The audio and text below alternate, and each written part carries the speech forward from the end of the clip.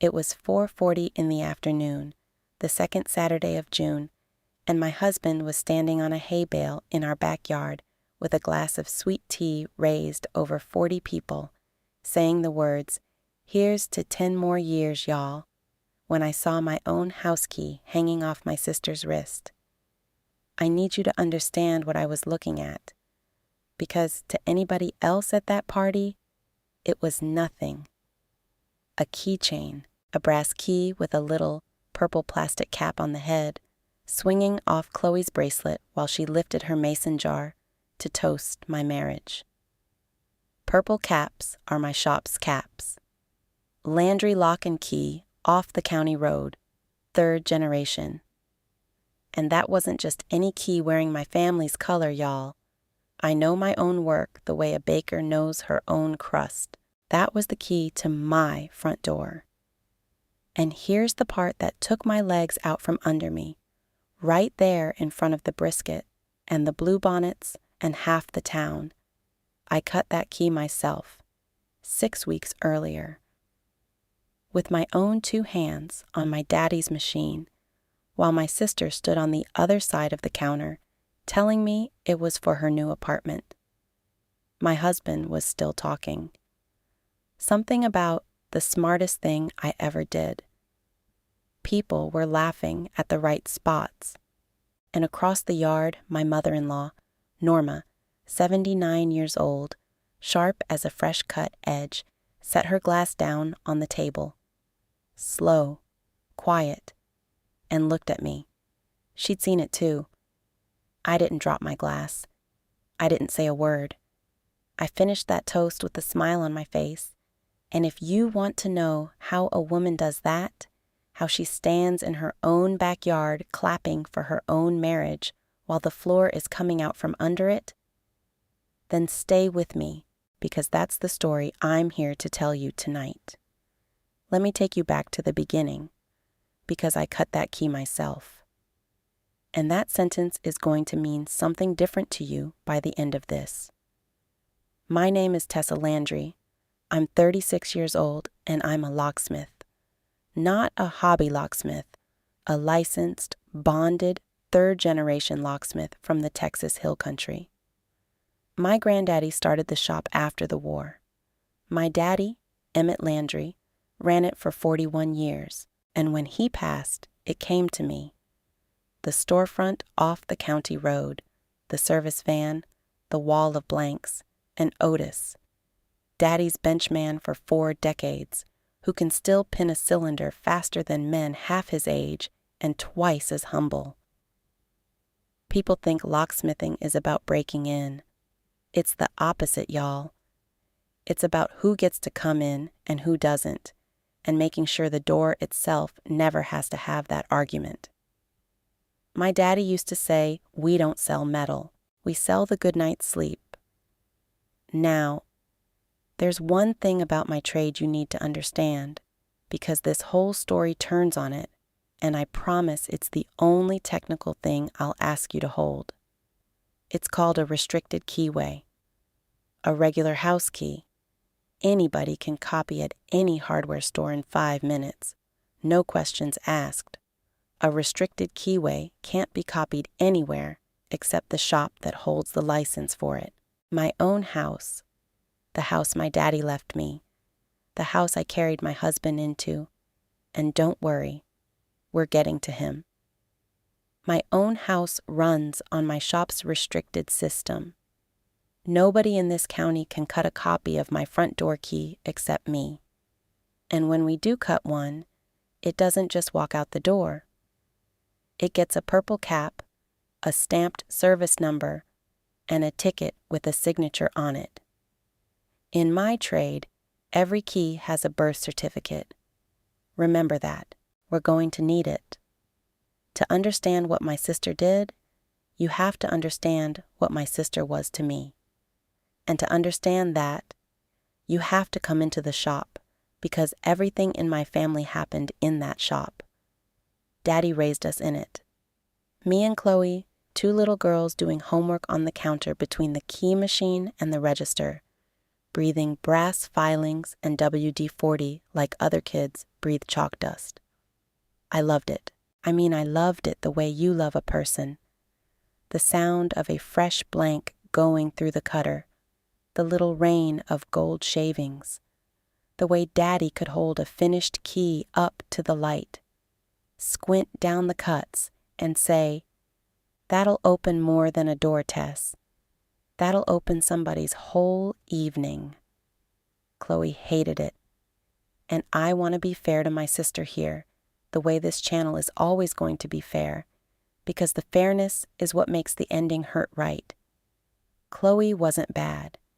Chloe was restless. She was 2 years younger and 10 years hungrier, and a county road shop with a bell on the door was never going to be enough world for her. She left at 19 for Austin, then Dallas, then Nashville for a man, then back down I-35 when that fell through. She came home broke the first time at 24, broke again at 31. And both times, who do you think opened the door? Y'all already know. The locksmith opened the door. I paid off her credit card the first time, co-signed her car the second, let her sleep in my guest room for 5 months while she figured things out, and I'd do it again. And that's the thing about me you need to write down. I spent 20 years cutting keys for Chloe. I just never once checked which doors. Because a week before Daddy died, this was 6 years ago, pancreatic, fast, he grabbed my hand in that hospital room in San Antonio, and he made me promise to look after my sister. And then he said one more thing. One sentence. About Chloe and keys specifically. I'm going to keep that sentence in my pocket for right now, not because I'm teasing you. Okay, a little because I'm teasing you, but mostly because it's the sentence that decides how this whole story ends. And you're not ready for it yet. Neither was I. Hold on to it. It's coming. Now let me tell you about Cal, because you've only met him standing on a hay bale, and that's not fair to either of us. I met my husband on a lockout call, 2 o'clock in the morning, 11 years ago this fall. Dispatch sends me to an apartment complex on the edge of town, and there's this big, embarrassed man in gym shorts sitting on the stairs next to a pizza that had gone cold waiting with him. Locked himself out, picking up the delivery. I had his door open in about 90 seconds, and he looked at the door and looked at me and said, "That was terrifying. Can I buy you a slice of security system cold pizza?" I met my husband by letting him in. Sit with that one, y'all. I have. And I need you to hear this part, because it's the part people skip when they tell stories like mine, and skipping it is a lie. It was good. We were good. 10 years of genuinely good. Cal coaching Little League even though we never got blessed with our own. Cal learning the shop's phone voice so he could cover the counter when Otis had his knee done.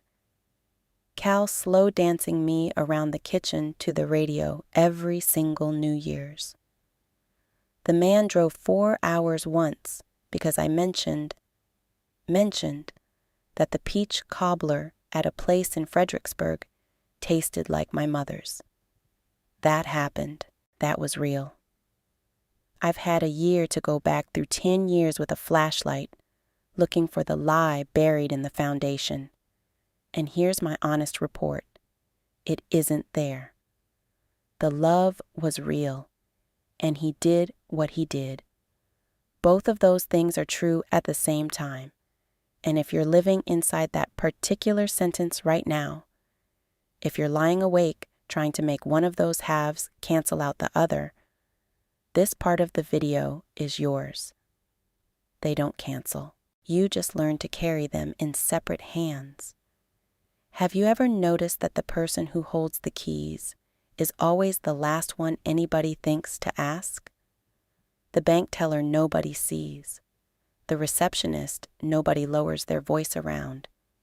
The locksmith, standing right there at the counter, cutting the key to her own undoing with her own hands, because it never, not once, not for 1 second, occurred to her to check. Yeah, hold that thought too.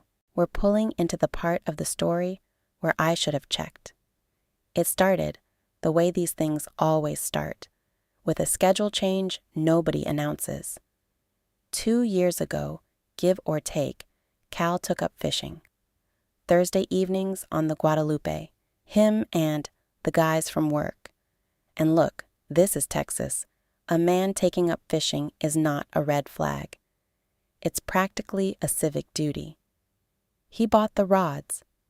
He bought the little hat. He'd leave around 5 and roll back in past 10 smelling like, and here's the detail I'm going to hand you, and then we're both going to sit with it, smelling like soap, not like river, not like fish, because Lord knows he never brought one home. The man had a 2-year losing streak that we joked about at Sunday dinners. The Guadalupe owes me money, he'd say, and everybody would laugh, and I'd laugh too, y'all. I laughed too. Soap, no fish, 10 o'clock every Thursday for 2 years.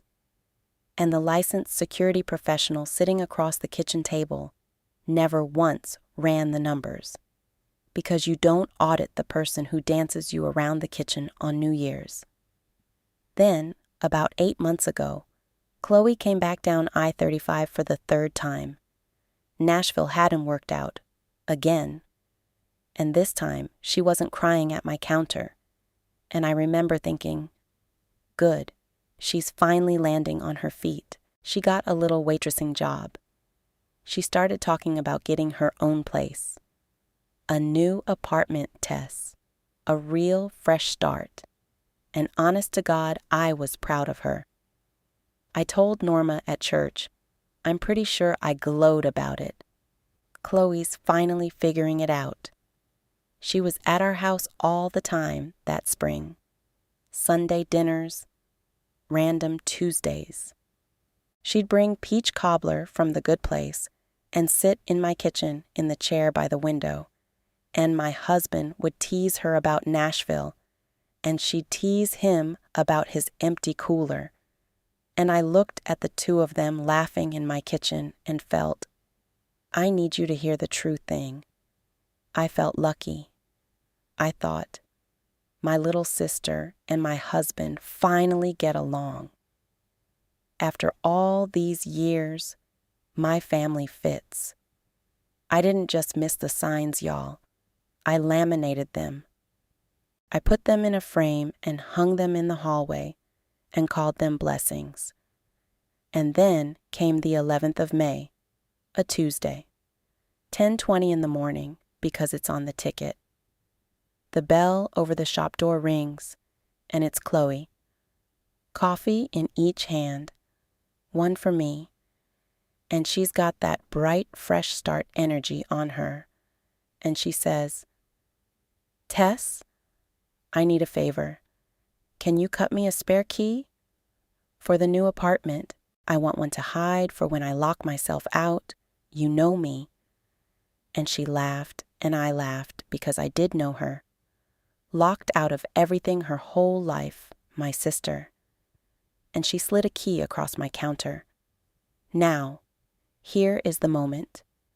Here is the 2 seconds this entire story pivots on. So let me slow all the way down. A stranger walks in with a key to copy. I look at it. That's the job. You check the blank, you check the keyway, and if it's a restricted profile, you check the paperwork, because that's the entire promise my granddaddy built this shop on. A stranger gets checked. My baby sister standing in my daddy's shop with coffee she bought me. I took the key out of her hand and I cut it. Didn't look at the profile. Didn't clock the blank. My hands did the work on autopilot while my mouth asked about her new couch. And my hands, y'all, my hands knew. I remember a little half-second snag in my chest, like a pin that doesn't want to set, and I ignored it, because what was I going to do? Card my own sister? Family doesn't get checked.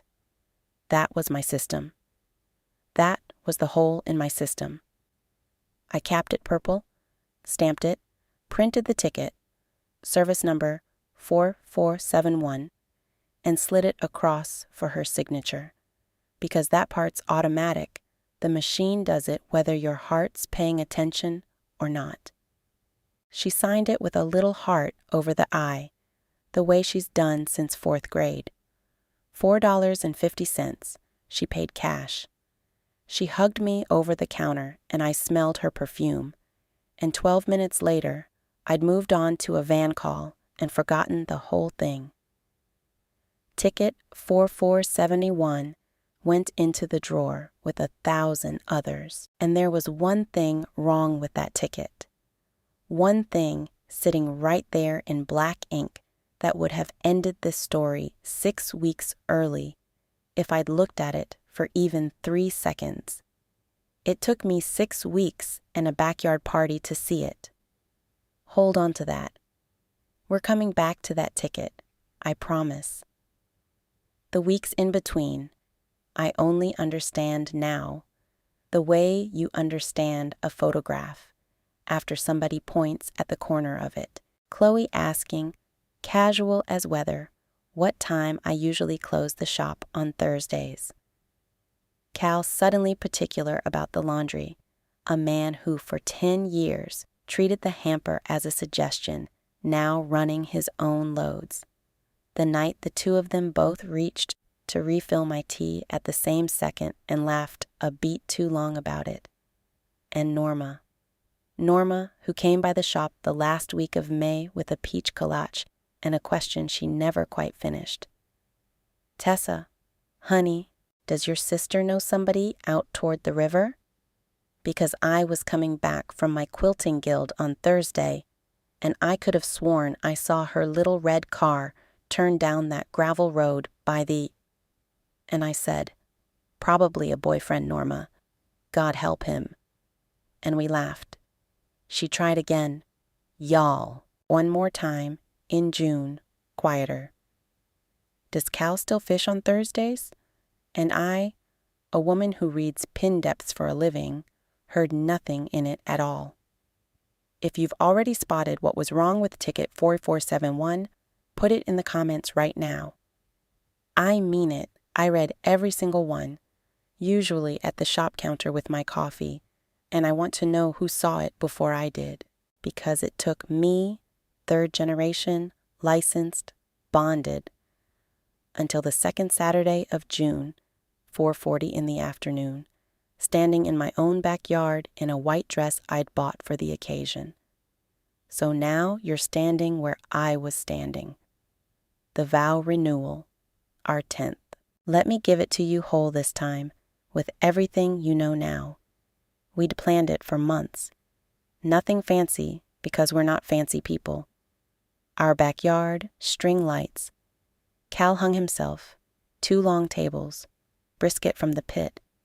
Cal's cousin runs, sweet tea in mason jars, the HEB sheet cake with our wedding photo printed on it that Norma insisted on ordering. 40 guests. My mother Paulette drove in from Waco. Otis wore a tie, which happens roughly once a presidential administration. Bluebonnets were mostly done for the season, but the Indian blankets had come in red and gold all along the fence. And I remember standing at the kitchen window at 4:15 thinking, whatever I did right in this life, it's in this yard. Chloe got there late, which was traditional, and glowing, which I chalked up to the new apartment. She hugged me at the gate. She smelled like the same perfume from the shop. You look beautiful, Tess, she said, and here's what I've decided after a year of turning that moment over. She meant it. That's the thing nobody tells you about betrayal, y'all. It doesn't cancel the love. It just files it somewhere you can't afford to visit anymore. At 4:40, Cal climbed up on the hay bale, tapped his mason jar with a fork, told the story of the lockout call and the cold pizza. Our story, the one he's told at every barbecue for 10 years, the one where he says, "She broke into my apartment and I never got her out of my life." And everybody laughed on cue, me included, because it's a good line. It's always been a good line. And then he raised his glass and said, "Here's to 10 more years, y'all." And 40 arms went up, and my eyes did what eyes do in a crowd. They wandered, and they landed on my sister's wrist. Purple cap, brass, my blank, my cut. I know my own spacing the way you know your own handwriting. The key to the front door of the house we were all standing behind, hanging off Chloe's charm bracelet between a tiny Eiffel Tower she got in 8th grade and a guitar from Nashville. The famous purple cap for the new apartment. Except, and feel this click, because I felt it click while 40 people said, "Cheers." I had never once been to that apartment. Never got the address. Never got the housewarming invite from the sister who borrowed my folding table for the housewarming. And restricted blanks don't fit strange doors, y'all. The blank I cut on May 11th could only ever have gone into one keyway in this entire county. Mine. The glasses came down.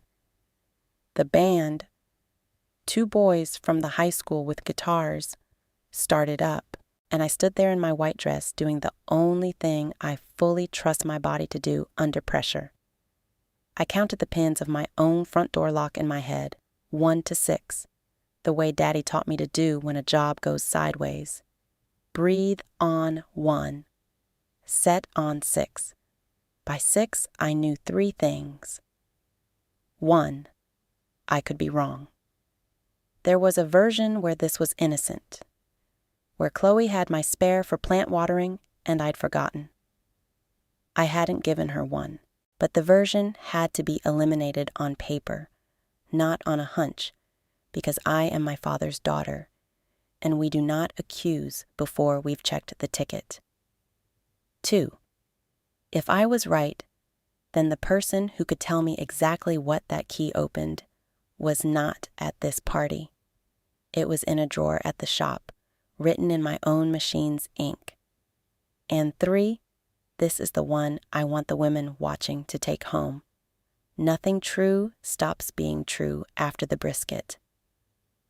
A betrayal that's real at 4:41 is still real on Monday. But a scene? A scene only happens once, and it happens on the schedule of whoever starts it. They'd taken enough of my things without asking. They weren't taking my party. So I finished the toast.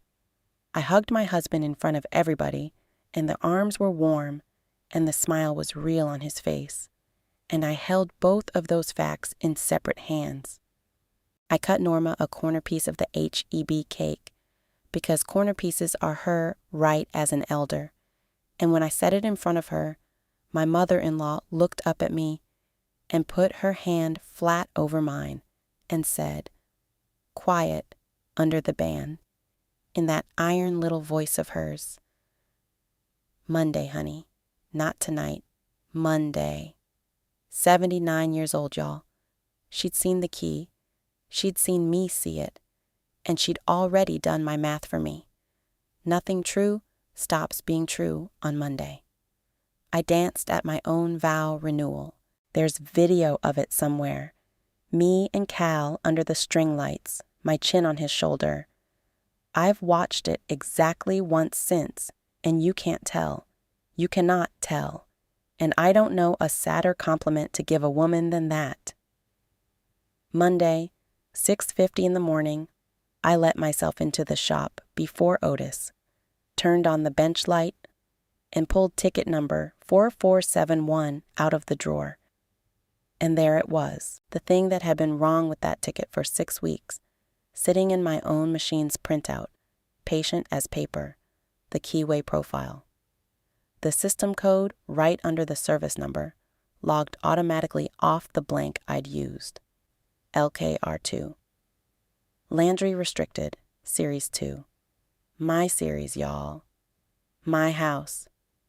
Residential restricted. The ticket had been telling the truth the whole time, the way paper does. There was no apartment key in the shop that day. The key I cut on May 11th, with my own hands, while she watched me do it and drank her coffee, could not open a rental in this county. It opened one front door in the world, and I sleep behind it. I sat on Daddy's stool for a while. I'm not going to dress that up for you. The bench light hummed. Out the front window, the county road did its ordinary morning, and I sat there holding the birth certificate of my sister's betrayal, signed with a little heart over the I.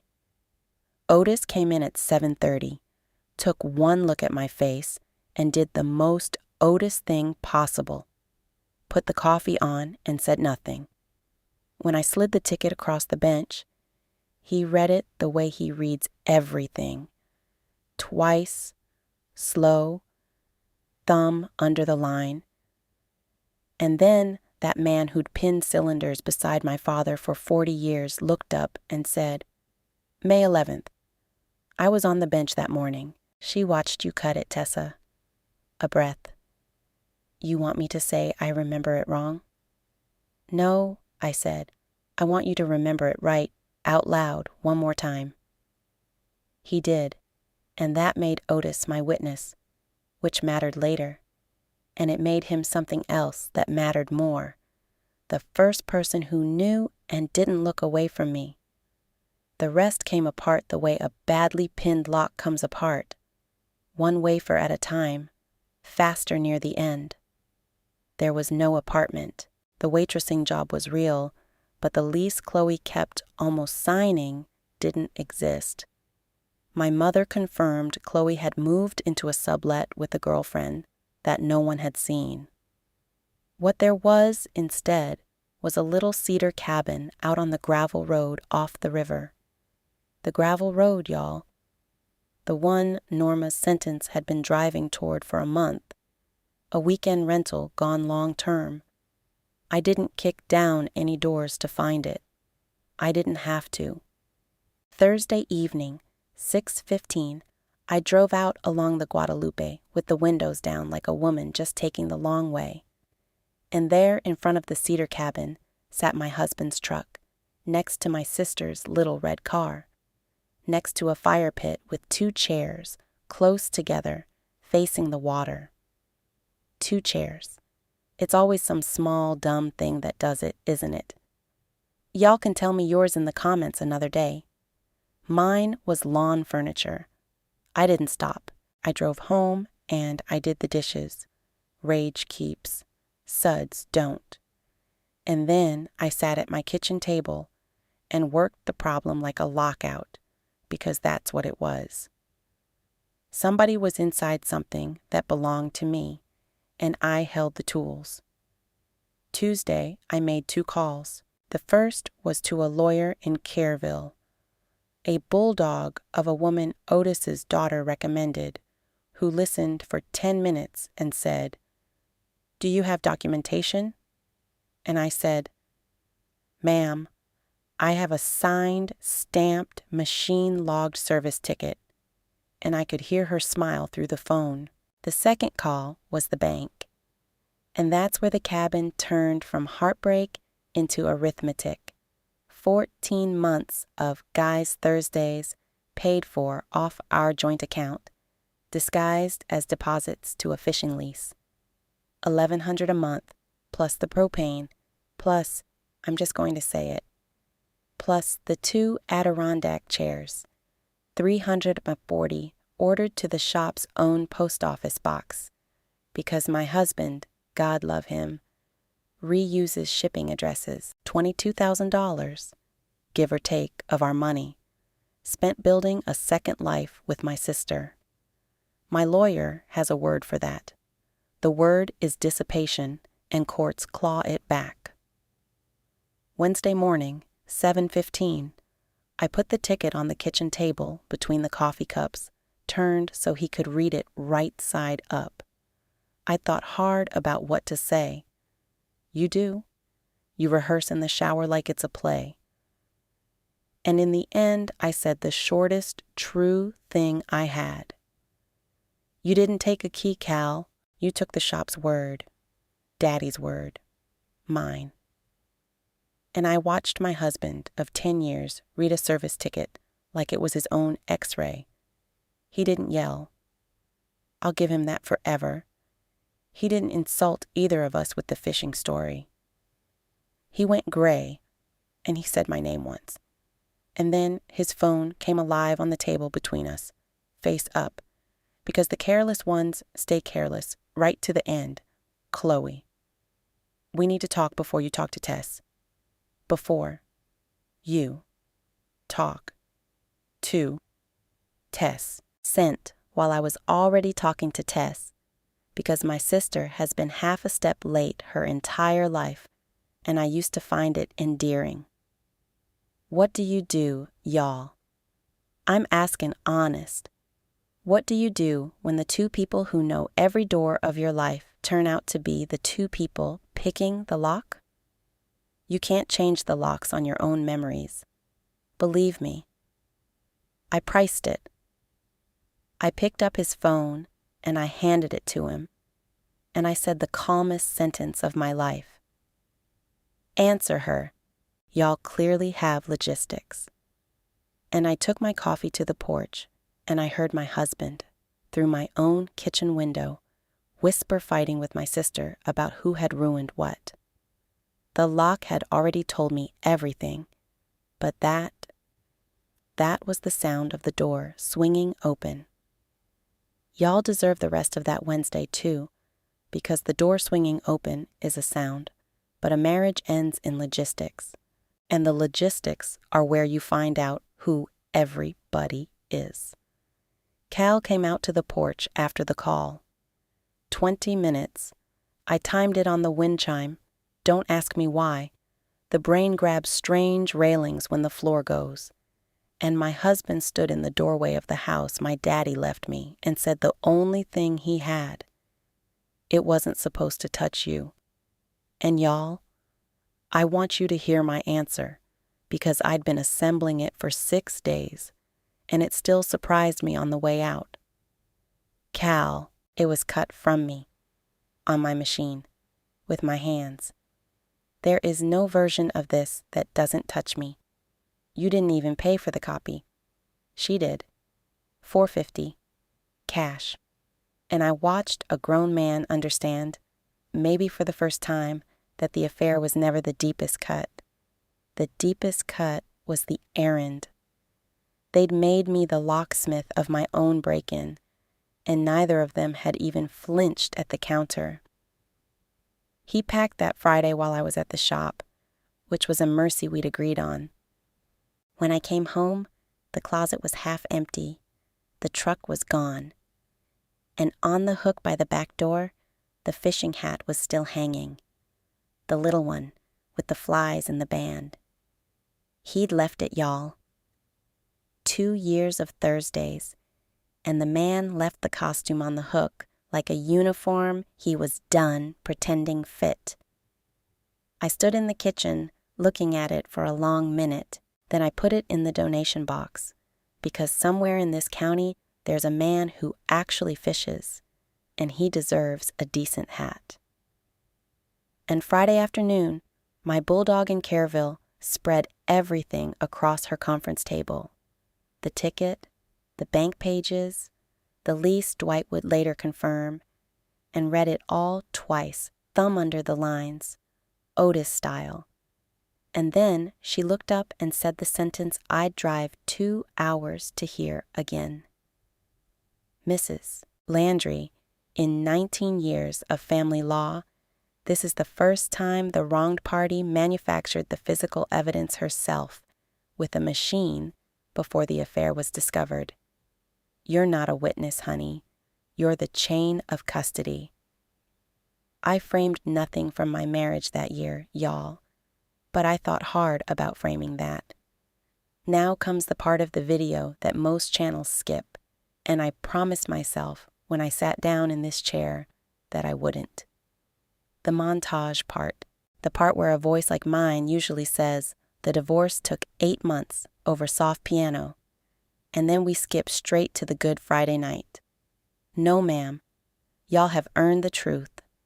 So here is the year nobody films. Cal moved out that Friday. Chloe. I never spoke to at all, and I want you to sit with how strange that is. The biggest fight of my life with my baby sister, and it happened in total silence. She didn't call. What she did instead was worse. And if you've lived this, you already know. She called everyone else. Our mother first, cousins, 2 of my church ladies. And the story she sold was soft focus. Nobody meant for it to happen. Tess and Cal had been distant for years. Love is complicated. By August, half my own family was saying, "Well, it takes 2 at me over green bean casserole." And I'd sit there doing pin math in my head instead of screaming, because the woman who screams becomes the story. And I had watched my sister write stories my whole life. I lost them both on the same Wednesday, y'all. That's the grief that doesn't have a card at the drugstore. There's a word for a woman who loses her husband, and it's widow, and people bring you brisket. There is no word for a woman who loses her sister, and nobody brings you anything. They just get quiet when you walk into the fellowship hall.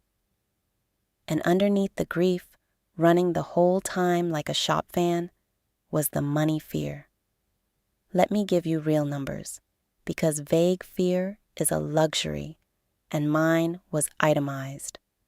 $38,000 left on the note for the new laser cutter I'd financed in March, back when I was a woman with 2 incomes in the house. A minority partner. Daddy took him on in the lean year, 12%, who heard divorce and started saying words like, "Maybe it's time to sell to the outfit in San Antonio." 2 months, October and November, where I sat in the van outside the bank doing breathing math before I walked in. I sold Cal's base boat with the divorce lawyer's blessing, and I am not sorry. The Guadalupe owed me money. What got me through? Write these down, because this is the actual survival kit. Otis, who took a payday cut in October without telling me until I caught it on the books and cried at the bench. My mother, Paulette, who took 3 months to fully believe the ticket over Chloe's version. That one left a mark, I won't lie, and then showed up at my door with a casserole and the words, "I raised the one who was wrong. Let me be useful." And Norma. Y'all, Norma. My mother-in-law, his mother, showed up the first Sunday after Cal moved out, let herself be let in, sat down at my kitchen table like church, and said, "I buried one man's bad choices already, honey. I'm too old to pretend I don't recognize the smell. Scoot over."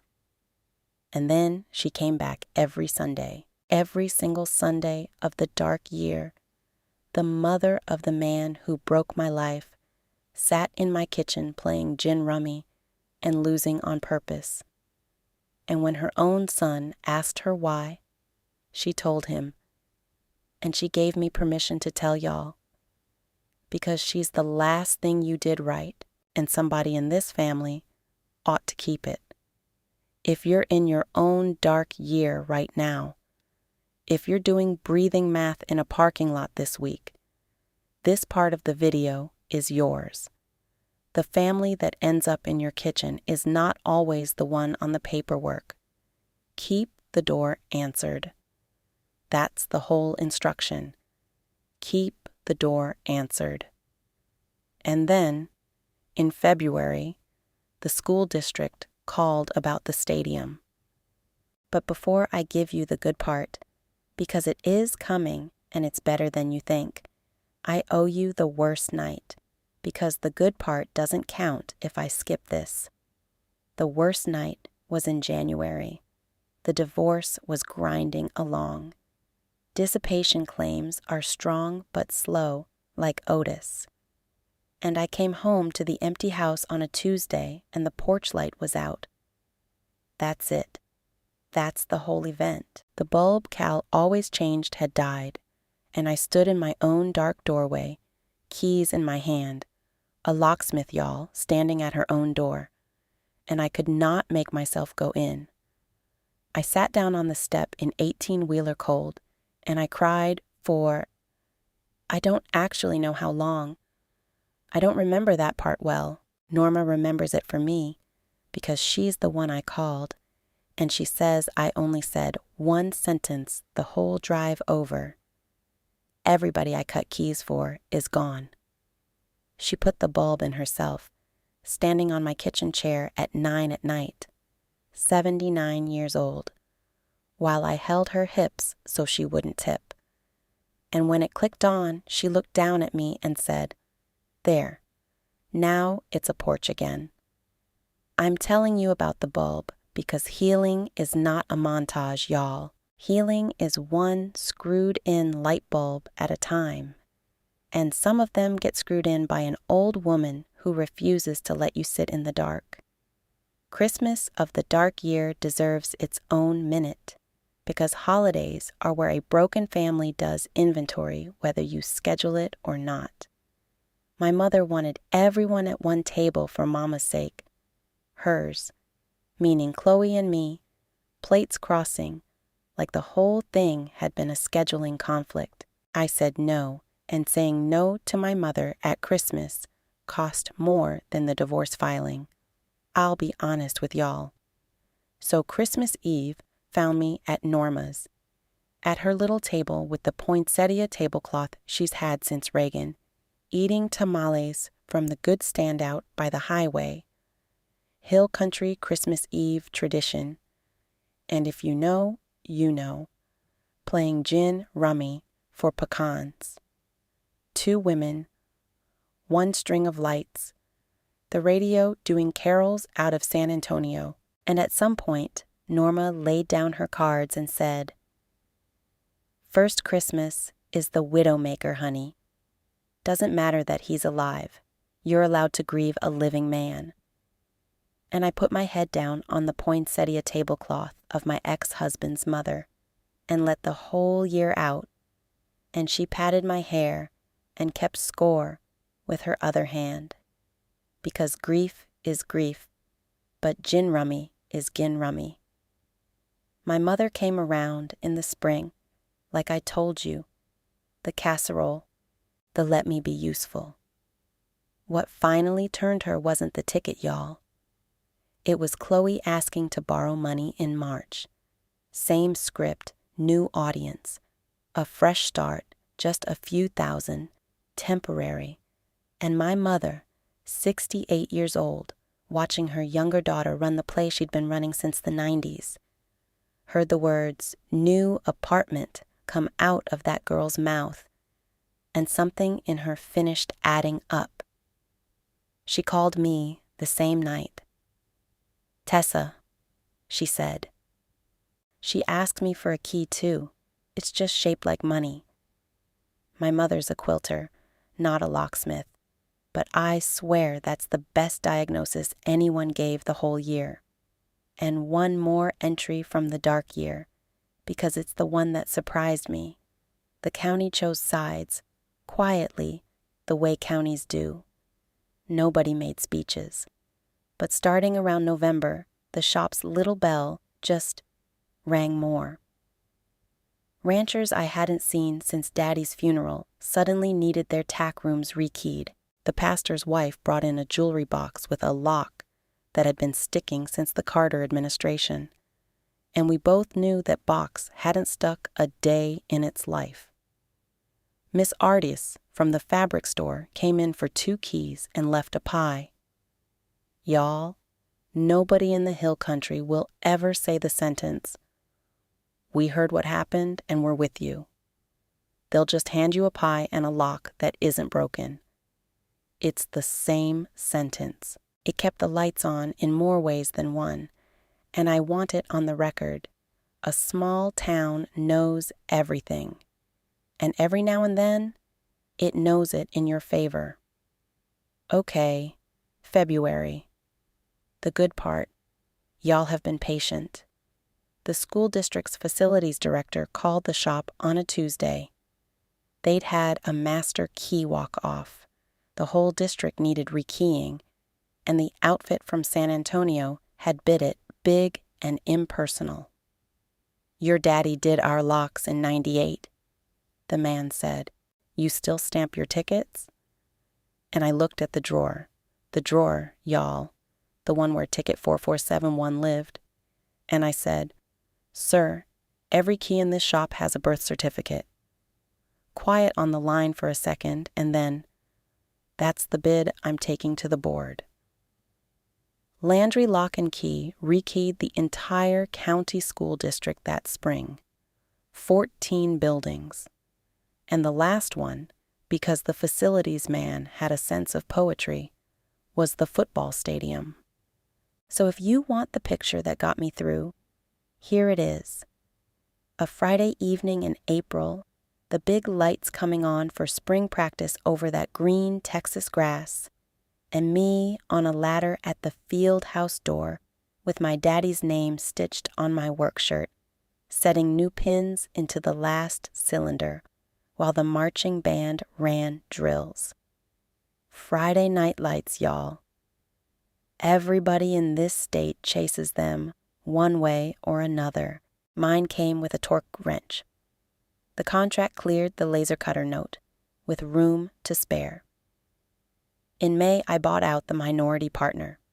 12%, one check, one handshake, and the words, "no hard feelings," which we both enjoyed pretending were necessary. For the first time since my granddaddy hung the bell on the door, the shop is 100% Landry. One name on everything. I drove out to the cemetery that afternoon and told Daddy through the wind, and I'll let y'all imagine that conversation, because some tickets stay between a girl and her father. The divorce settled in March, before all that. The dissipation claim did exactly what my bulldog in Kerrville promised. Every cabin dollar, every propane tank, both Adirondack chairs, clawed back out of Cal's share to the penny, because paper doesn't get tired. I kept the house. It was Daddy's before it was ours. Some doors don't change families. And the karma? Y'all, I need you to know I didn't lift a finger for this part. I was busy rekeying a stadium. The cabin, it turns out, doesn't survive the light. Take away the sneaking, the Thursdays, the cover stories, the thrill of the closed door. And what Cal and Chloe had left was a drafty rental, and each other's actual personalities. By summer, they were fighting about money, which I could have predicted, since neither of them had ever met a dollar they trusted. And in July, this is the part where I need you to hold something warm and settle in, my sister decided she didn't trust Cal anymore. Thought he was seeing someone, wanted him out of the cabin when she wasn't there. So she changed the lock on him. And because she couldn't exactly walk into my shop, she called the only other locksmith in the county, Dwight, out of Kerrville, a good old boy who apprenticed under my daddy for 2 summers in the 90s. And Dwight drove out to a cedar cabin on the river, swapped the cylinder, took his $80, and then did what every locksmith who ever loved Emmett Landry would do. He called me. Professional courtesy, he said, slow, enjoying himself immensely. Tessa, I just rekeyed a door out on the gravel road so one half of a couple could lock out the other half. And darlin', you are never going to guess whose sister. The two people who copied their way into my house, y'all, ended their story locking each other out of a rental. The lock always tells the truth eventually. It just bills by the hour. They each came back to me, of course. They always come back. Not to apologize at first, but because people like that come back the way water comes back to low ground.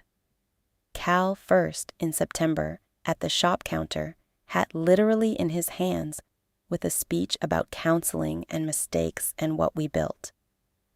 And Chloe in October, she waited until Otis was at lunch, which tells you she knew exactly whose witness he was.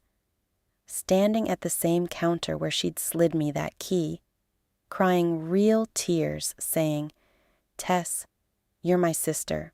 You're supposed to be the one door that's always open." And here is where I finally take Daddy's sentence out of my pocket, y'all, because this is the moment it was cut for. The week before he died, holding my hand in that hospital room in San Antonio, my father said, "Look after your sister.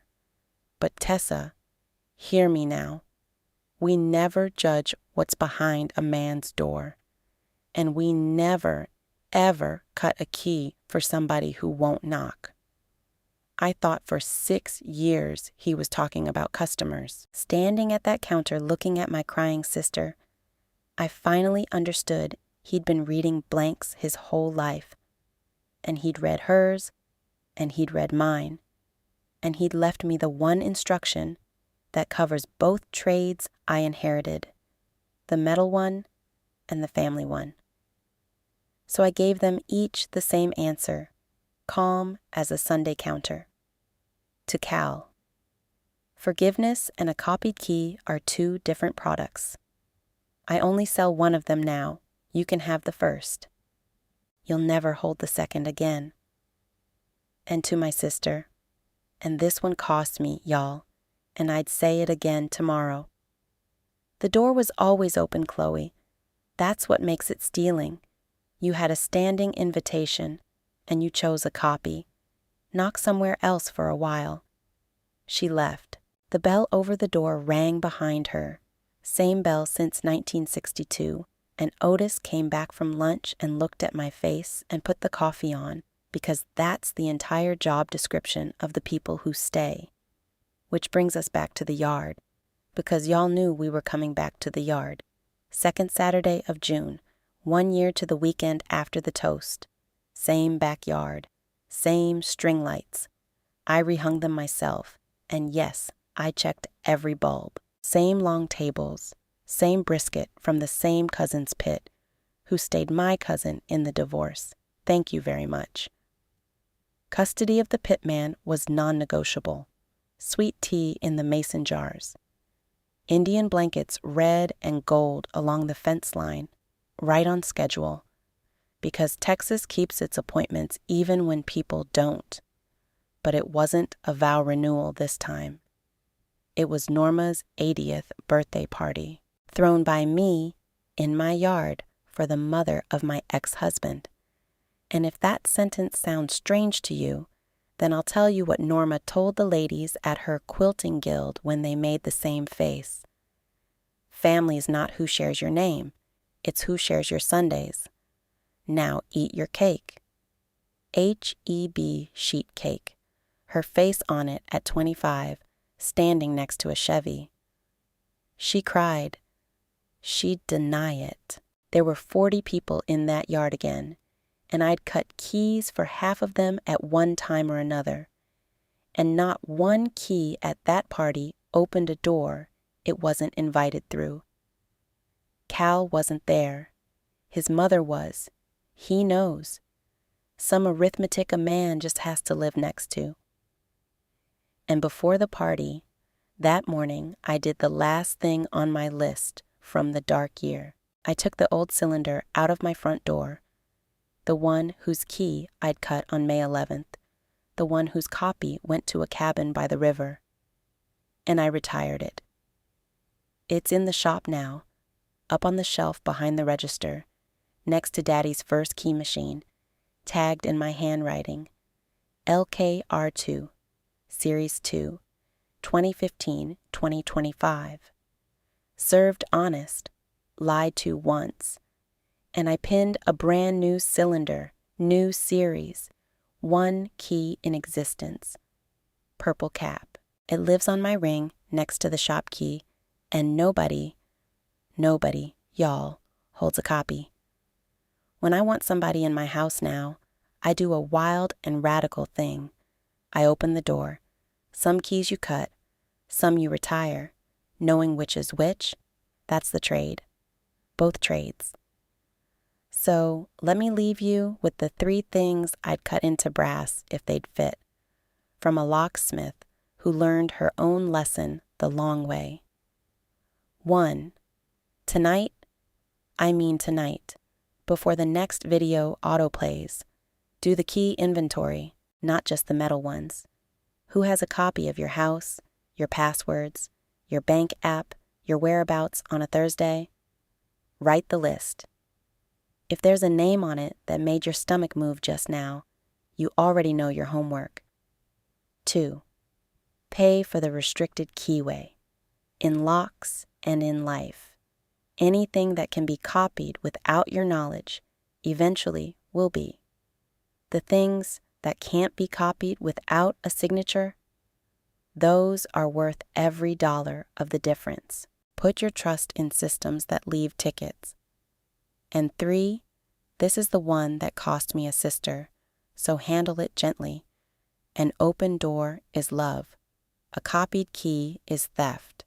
And the entire difference between the two, y'all, the whole difference, is the knock. Your turn now, y'all.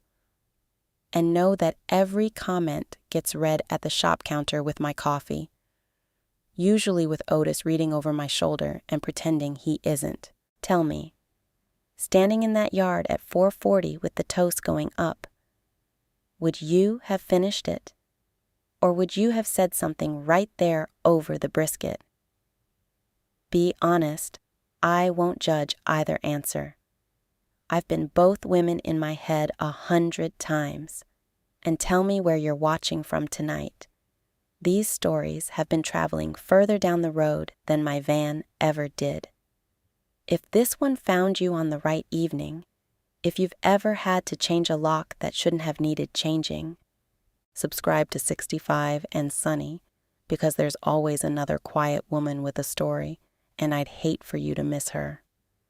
Good night from the hill country, y'all. Lock up gentle.